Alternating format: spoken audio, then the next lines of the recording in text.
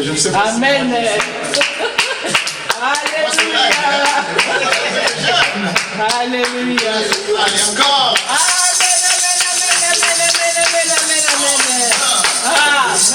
Gloire à Dieu. Je demanderai à mon frère de prier pour la parole. Seigneur, désormais, je te juste glorifier pour cette réunion d'aujourd'hui, Seigneur. Amen. Nous devons écouter le pain béni. Amen, Seigneur. Laisse que ça puisse nous fortifier.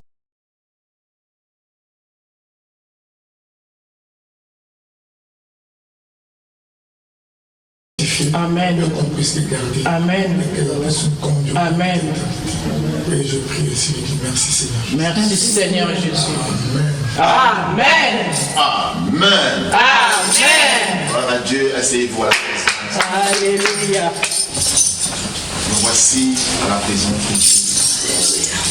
Notre Dieu qui est bon, notre Dieu qui est merveilleux. Le moment est venu pour qu'il nous parle.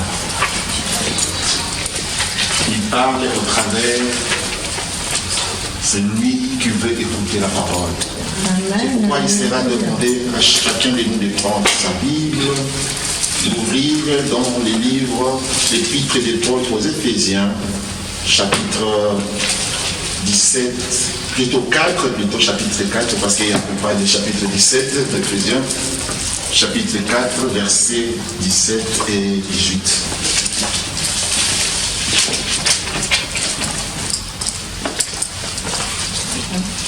Éphésiens 4, 17 et 18. Veuillez vous lever au nom puissant de Jésus-Christ pour nous saisir la parole. Alléluia. Voici donc ce que j'ai dit et ce que je déclare dans le Seigneur. C'est que vous ne devez plus marcher comme les païens qui marchent selon la vanité de la pensée. Ils ont l'intelligence obscurcie, ils sont étrangers à la vie de Dieu à cause de l'ignorance qui est en eux, à cause de l'endurcissement de leur cœur. Amen. Seigneur Dieu Tout-Puissant, béni sois-tu, mon Dieu, mon roi, pour cette parole que tu nous as donnée. Bénis, Seigneur, ton humble serviteur qui a lu cette parole, mon Dieu, mon roi. Cette parole va être prêchée au nom puissant de notre Seigneur Jésus-Christ par la puissance du Saint-Esprit. C'est pourquoi, mon Dieu, mon roi, je me remets entièrement entre deux saintes mains, circoncis ma langue, oint, Seigneur, ton instrument, afin que tout ce qui sortira de ma bouche ne vienne pas de moi. Cela vient de toi. Parce que, mon Dieu, mon roi, tu veux enseigner ton peuple. Et tu veux enseigner aussi ceux qui vont avoir l'occasion, Seigneur, de regarder les images que toi, Seigneur, tu vas véhiculer. Amen. C'est pourquoi, Papa, je remets tous ces moments entre tes saintes mains. Amen. Commence avec nous en qualité d'alpha. Termine avec nous en qualité d'oméga. Amen, Seigneur. Nous voulons savoir, Seigneur, une chose, et nous comprenons une chose, que tu es amour et que tu seras avec nous aujourd'hui jusqu'à l'éternité. Nous avons ainsi prié au nom puissant de Jésus-Christ et nous disons tous Amen, Amen, Amen. Amen. Amen. Gloire à Dieu, asseyez-vous à la présence de Dieu. Bien-aimés en Jésus-Christ, le moment est venu. Vous avez tous écouté combien la parole de Dieu et comment la parole de Dieu nous a parlé aujourd'hui. Dieu nous a dit ceci. Voici donc ce que j'ai dit et ce que je déclare dans le Seigneur. C'est que vous ne devez plus marcher comme les païens qui marchent selon la vanité de leurs pensées. qui marchent selon la vanité de leur pensée. Ils ont l'intelligence obscurcie. Amen. Ils sont étrangers à la vie. On dit étrangers à la vie de Dieu à cause de l'ignorance qui est en eux, à cause de l'endurcissement de leur Cœur. Alléluia. Amen. Et le thème de la parole, c'est la contagion. Je dis, comment vivre sainement. La contagion, je dis, comment vivre sainement. Pourquoi on parle de la contagion? Et on nous a parlé ici, voici ce que j'ai dit, est-ce que je déclare dans le Seigneur? Parce que je vais prendre cet exemple de mon Jésus-Christ, et cet exemple qui va nous pousser à voir un peu plus clair. Parce que lorsqu'on parle beaucoup de la pollution de l'air et de ses effets néfastes sur la santé, le plus touché sont les enfants et les personnes âgées. En toute saison, on met en garde de la pollution lorsque les pics de pollution atteignent des niveaux inquiétants. N'est-ce pas, bien-aimé Jésus-Christ? Et on incite le plus fragile à rester chez eux. On incite le plus fragile à rester Chez eux. Mais il y a une chose, on ne voit pas. On ne voit pas quoi? On ne voit pas cette pollution. Qui voit la pollution? On ne voit pas. Le plus incrédule, maintenant le plus incrédule, bien mon Jésus-Christ pourrait dire, mais où est-elle? Puisqu'on me dit de ne pas sortir, puisqu'on me dit de rester chez moi. Les plus incrédules vont dire, mais où est-elle? Pourtant, elle est bel et bien là. Elle peut provoquer des maladies graves, des crises d'asthme, par exemple, pouvant entraîner même la mort par étouffement. Qui peut faire ces dégâts? C'est toujours la peau décision. Alors, entre guillemets, on peut dire, l'homme a besoin de fondements solides pour se construire une vie stable. L'homme a besoin de fondements solides pour construire une vie stable. Mais d'autres formes, maintenant, on veut parler d'autres formes de pollution, se révèlent tout aussi nocives que celles de l'air. Oui, l'homme pollue non seulement l'air, la terre, mais il salit même l'esprit et les pensées de ses semblables, étalant sans vergogne des images obscènes ou violentes. Ils étalent des images obscènes ou violentes qui blessent la sensibilité, surtout celle de plus faibles, comme les enfants. On peut parler de violence pornographique, impudicité. Ne sont-elles pas largement répandues dans les médias? On les voit maintenant dans les médias. Tu peux regarder la télé, mais tu auras des problèmes si tu avais tes enfants entourés. Il y aurait des scènes qui passent et directement par ta trace, et ces scènes deviennent obscènes. Le mal n'est-il pas banalisé à ce moment? Parce que maintenant, comme je venais de dire, bien mon Jésus-Christ, c'est que l'on dit, on ne voit pas. Les incrédules même pourraient dire, ah, même il n'y a rien. Mais le mal, c'est par là que le mal est banalisé. Quand certains jeux vidéo ont pour but de tuer le maximum de personnes, dans les jeux vidéo, bien mon Jésus-Christ, un jeu, l'enfant est là, pour qu'il gagne, il faut qu'il tue un maximum de personnes. Et après, qu'est-ce que vous allez me dire que cet enfant-là, quand il va sortir, tout ce qu'il a vu, il peut le mettre en réalité. Le mal devient le bien et le bien devient le mal. Insidieusement. Cela pollue l'âme et endurcit le cœur, surtout celui de plus jeune. La raison, la société a esprit de Dieu. C'est vraiment la raison, c'est la société, notre société que nous vivons a esprit de Dieu. Et par conséquent a perdu la stabilité et la solidité apportée par la crainte de Dieu et la foi en lui. Or la Bible déclare: la crainte de l'Éternel est le commencement de la sagesse. Et quand la crainte, on bannit la crainte, quand la crainte est devenue banalisée, bien devant Jésus-Christ, et la foi, où sera la place de la foi? C'est par là, bien devant Jésus-Christ, qu'on parle de la banalité. Donc, la pollution de l'esprit, les incrédules commencent à trouver ça banal, parce que tout ce qui se fait, les gens se cachent derrière la richesse. Ils vendent des jeux, ils font, le média est là, la télé est là, derrière quoi? Derrière la richesse. Mais sans pour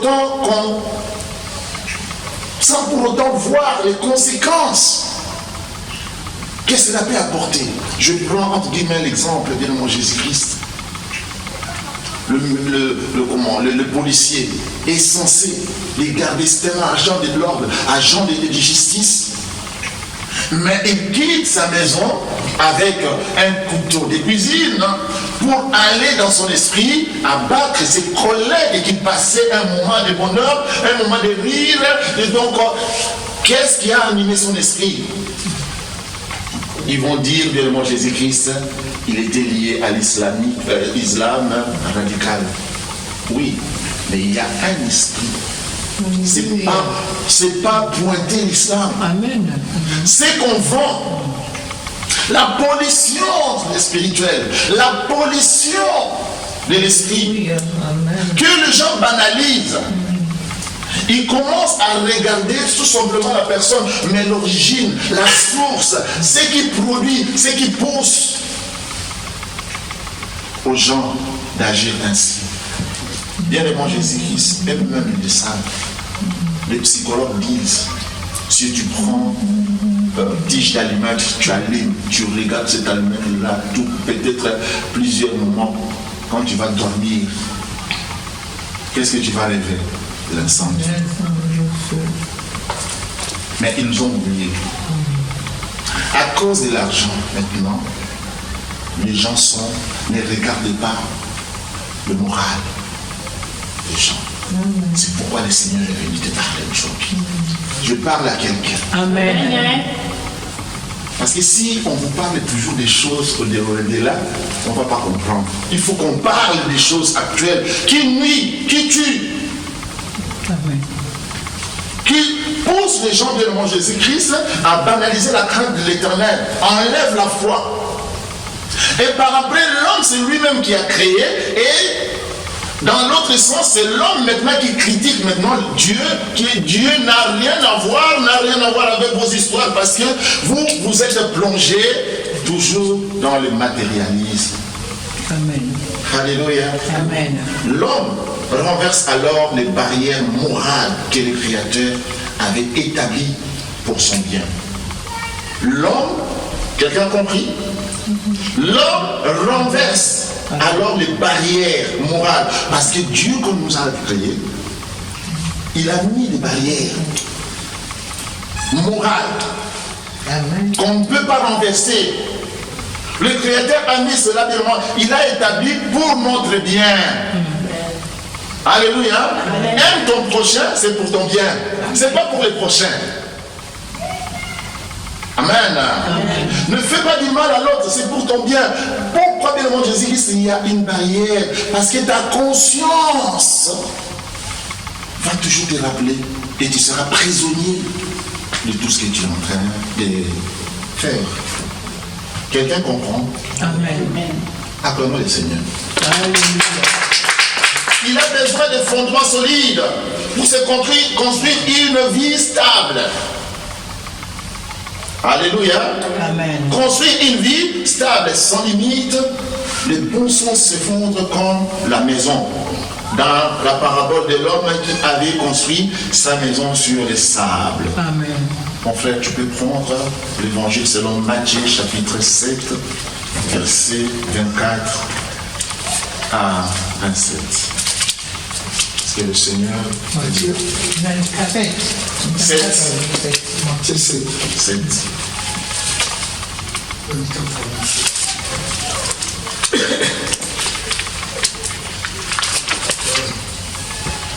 Je dis au nom de Dieu. C'est pourquoi quiconque attend ces paroles que je dis et les met en pratique sera semblable à un homme prudent qui a bâti sa maison sur le roc. La pluie est tombée, les torrents sont venus, le vent a soufflé et se sont jetés contre cette maison. Elle n'est point tombée parce qu'elle était fondée sur le roc. Mais quiconque attend ces paroles que je dis et ne les met pas en pratique sera semblable à un homme insensé qui a bâti sa maison sur le sable. La pluie est tombée, les torrents sont venus, les vents sont soufflés et ont bâti cette maison.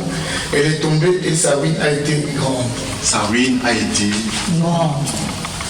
bien-aimée ici. La Bible dénonce cette dérive morale, destructive. Elle encourage les croyants à vivre dans la pureté et à s'éloigner de cet empoisonnement nouvelle qui entraîne la mort spirituelle. Préservez-vous. La pollution atmosphérique ne se voit pas et détruit. N'est-ce pas bien le nom de Jésus-Christ? Doucement, mais sûrement. La pollution atmosphérique. Quand il fait chaud, bien le nom de Jésus-Christ, la saison, il y a des pics. C'est pourquoi on a constaté même. Maintenant, il y a quoi? On dit Bruxelles sans voiture. Pour éviter quoi? La pollution, les pics. Parce que ça ne se voit pas. Quelqu'un qui est pressé, qui veut utiliser son engin, il se dira, mais tiens, toujours. Mais il ne sait pas. Peut-être dans sa maison, il a des êtres fragiles, ses enfants, ou bien son épouse, ou même lui-même. Il est asthmatique. Mais comme on ne voit pas bien le Jésus-Christ, comment ça tue? Et ça tue, c'est l'empoisonnement petit à petit. Doucement. Mais ça détruit sûrement, doucement et sûrement. De la même façon, si vous n'y pensez, prenez garde, cette pollution morale vous détruira petit à petit sans que vous ne le réalisez. Et recherchez la relation avec vos frères et sœurs en Christ et qui vous aideront à ne pas dériver. Vous avez compris la dernière phrase? Recherchez la relation avec vos frères et sœurs en Christ qui vous aideront à ne pas dériver. C'est ce qu'on fait. Alléluia. Personne ne peut dire, moi je suis exempté. Personne ne peut dire, ah mais non, moi non plus, la pollution ne peut pas me toucher. Non, ici sous le soleil, je te dis mon frère, ma soeur, quand il y a déjà 2 personnes, les problèmes commencent. Or, l'homme, si Dieu a dit l'humain n'est pas créé pour qu'il reste seul. L'humain, il faut qu'il soit accompagné. Parce que quand on dit humain, c'est l'humanité. Ça commence par la maison, le foyer, le mariage et les enfants. Mais pendant que cela soit bien en Jésus-Christ, il y a des problèmes qui surgissent. La pollution spirituelle détruit. C'est pourquoi Dieu vient te parler. Oh mon frère, ma soeur,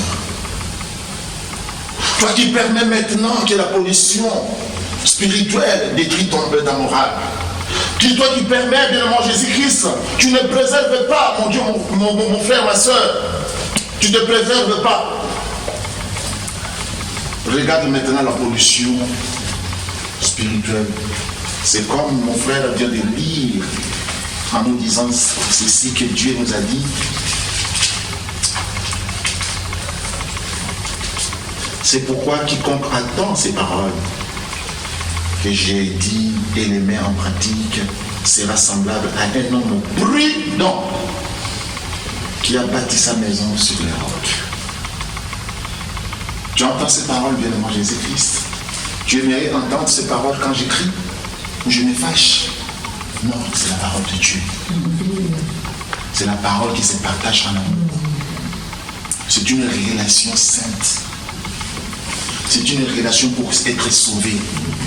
C'est une relation pour éviter, comme on dit bien mon Jésus-Christ, quand on annonce la pollution de l'air, ceux qui sont fragiles, qui ne sortent pas, attention, ne courez pas. Si vous courez, il faut maintenant ne faire pas des activités sportives dures. Jésus-Christ aussi est en train de sonner sa trompette. Jésus-Christ est en train de sonner Sa trompette. comme au temps de Noé. Les gens se marièrent, buvaient, s'amusaient. Le mariage, c'est l'institution de Dieu. Le mariage n'est pas interdit dans la Bible. Boire, on n'en sait pas parce qu'on n'avait pas dit que c'était qu'ils buvaient de l'eau. Parce que ces gens-là se moquaient de Noé plutôt, parce qu'ils buvaient quoi? Du vin. Donc si quelqu'un condamne quelqu'un, donc eux ils faisaient le contraire. Mais Dieu dit, ils buvaient. Il festoyait. Mais Moïse, plutôt, Noé les appelait. Parce que le moment était là. Bien-aimé Jésus-Christ n'écoutait pas Dieu. Il n'écoutait pas, parce qu'il croyait peut-être que c'était la parole de Noé. Je viens de te dire aujourd'hui, la pollution est là, qui détruit les familles. La pollution est là, qui détruit même les corps. On voit maintenant des grands hommes de Dieu, bien-aimé Jésus-Christ, même là, maintenant, comme la pollution les a atteints, la pollution a touché leur morale, bien-aimé Jésus-Christ. Pour qu'il y ait du monde, qu'est-ce qu'il faut faire? Ils tournent vers les dieux de Baal, ils tournent vers les Dagons pour épater les gens. Alléluia. Hier on parlait, je ne sais pas si c'est ma soeur ou bien maman Chantal qui disait, mais quand les gens dans la prière ils font comme ça, vous tombez, mais après c'est quoi? Vous tombez, et bon après. J'ai même vu quelqu'un qui faisait comme ça, et cet enfant-là ne comprenait pas. Comment? L'homme de Dieu, tu vois vraiment qu'il commençait à s'énerver. Parce qu'il fallait que l'enfant dorme. Et l'enfant ne comprenait pas. La pollution. Oui, on peut dire. Maintenant, ce sont des. Comment? L'ennemi a transformé ça par des banalités. Il a trouvé que, bon, ces gens-là, quand on dit les péchés, pour eux, les péchés, boire, les péchés, peut-être, sortir. Bon, je vais chercher d'autres façons de pécher. Bien-aimé Jésus-Christ, l'ennemi est rusé. 666 manières. Il s'est contourné. Et ce qu'il a fait, c'est plus que l'empoisonnement. C'est pourquoi, bien moi, Jésus, on ne comprend pas où est la vérité, où est le bien. Mais je viens de te dire, avec la relation chrétienne, avec cette relation, nous avons bien moi Jésus-Christ. Quand on écoute la parole de Dieu, quelqu'un peut dire, on écoute. On écoute la parole de Dieu. La parole de Dieu. C'est pourquoi quiconque adonne ces paroles que je dis et les met en pratique sera semblable à un homme prudent. Il faut être prudent dans ce monde. Il faut être prudent. Ne te confie pas à n'importe qui. Parce que tu le vois peut-être élégant, tu le vois, tu te dis, ah mais tu sais quoi? Belle femme, bel homme, il parle bien, le Saint-Esprit, charisme, tout cela. Charisme, c'est Dieu. bel homme c'est Dieu. Le Saint-Esprit c'est Dieu. Donne tout à Dieu, le reste il te raccordera. Même les miettes de Dieu c'est plus grand que ce que toi tu crois que l'homme peut te donner. Quelqu'un peut dire Amen. Amen. La pluie est tombée, les torrents sont venus, les vents ont soufflé, sont jetés contre cette maison, et elle n'est pas tombée parce qu'elle était fondée sur le roc. Qui est le roc? Jésus. Que tu puisses fonder, construire ta maison sur Jésus-Christ. Là, il n'y a pas de pollution. Sa pollution change. C'est pourquoi la Bible déclare, on vient de nous lire, hein, la contagion contaminée. Beaucoup sont contaminés. Pourquoi? Parce que l'ennemi sait que maintenant les gens se convertissent. Pourquoi? Parce que j'aimerais avoir un enfant. Tu aimerais avoir un enfant. Donc à tout prix, quel que soit le modèle, quelle que soit la façon, moi, mon objectif est que je reçoive un enfant. Mais sans oublier qu'il faut que l'enfant grandisse. Mais cet enfant-là, quand il grandit, qu'il ne te ramène pas de problème à la maison. Alléluia. Amen.